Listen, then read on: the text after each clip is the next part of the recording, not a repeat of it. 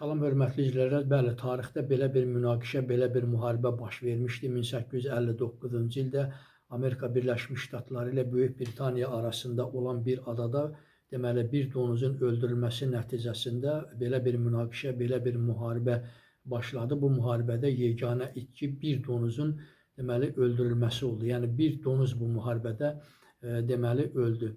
Amerika Birləşmiş Ştatları ilə Böyük Britaniya aralarında olan sərhəddi belə bölə bilmirdilər.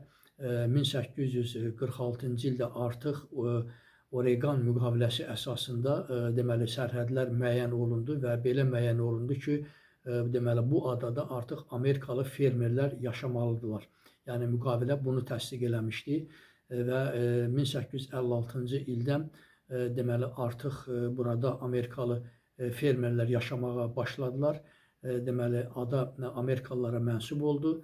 Və burada bir fermer, deməli Amerikalı fermer bir gün görür ki, onun deməli əkdiyi kartof sahəsinə bir donuz gəlir, onun təsərrüfatına ziyan vurur.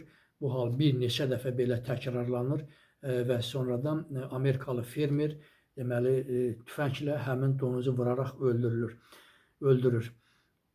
Və bu donuz deməli İrlandiyalı bir fermerə məxsus olur və beləliklə də Amerikalı fermer kompensasiya olaraq donuz üçün $10 təklif eləyir İrlandiyalı fermerə. Lakin İrlandiyalı fermer bununla razılaşmır, ondan $100 kompensasiya tələb eləyir.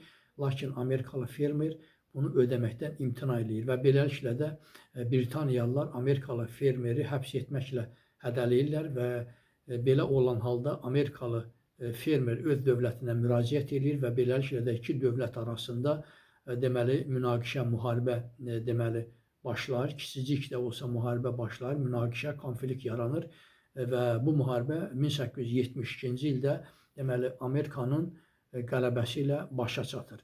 Çox sağ olun, kanalıma abunə olmağı unutmayın.